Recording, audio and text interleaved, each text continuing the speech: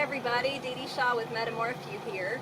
We're about to go in the grocery store. I've promised for a long time that we were going to do some label reading. We're going to do that today. We're going to look at low fat, and I'll show you why it's more important to eat things more like God gives them to us. We're going to look at some enriched labels, and I'm going to explain to you why enriched is not good. And then we're going to look at some other things. I'm just going to show you how to read labels so that you can avoid the fatal 5 and eat healthier.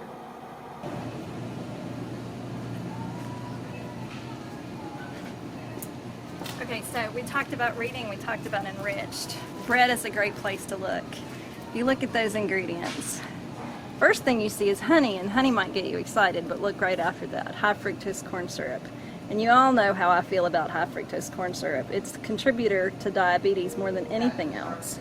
And then you look at all the rest of that garbage. That's just stuff they add in to make the shelf life so much longer. So you can stand on the bread aisle all day long. You can find some breads that, this is one that we used to use. We always talk about good, better, best. You can find some breads that don't have high fructose corn syrup in them. And they've even got some nice things in them. But again, you see soybean oil there. You see all those extra added in things. Things that we really don't need. So if you have to have bread, what my recommendation is go to the frozen aisle. So for your bread, you want to come to the frozen section.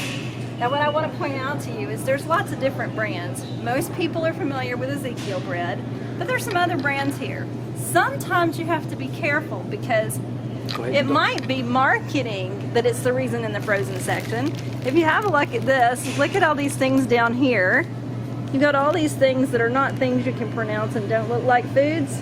That's another loaf to stay away from. But what I did do is I picked up several different loaves, so you wouldn't think I was marketing for Ezekiel bread. Again, we're going to look at the label. Look at that. Sprouted is also good. A lot of times you'll see organic stuff, but sprouted actually starts the process of digestion for you. It's a great way to get bread in and not have the digestive issues that you normally would have with bread.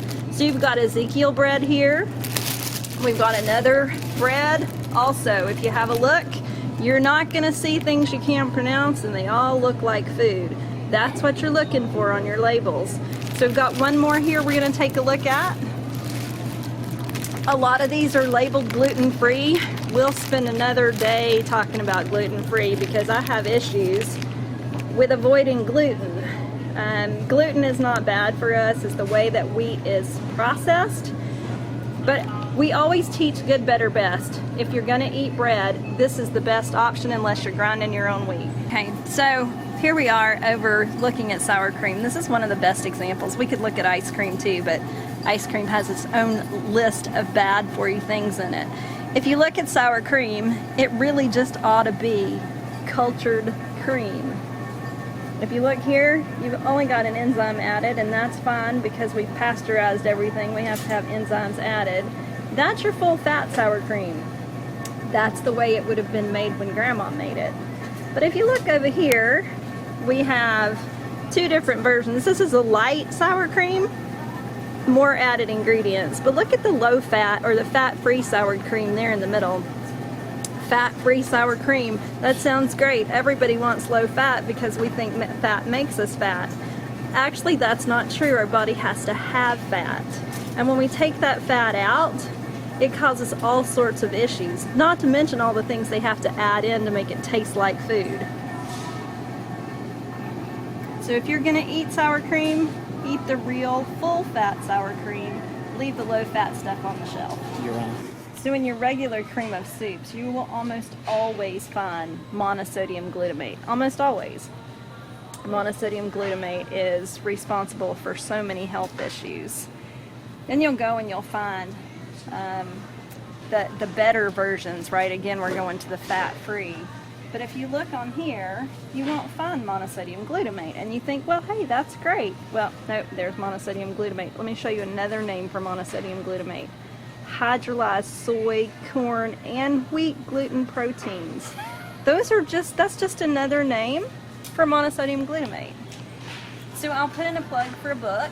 There's a book called Excitotoxins, just like it sounds, excitotoxins.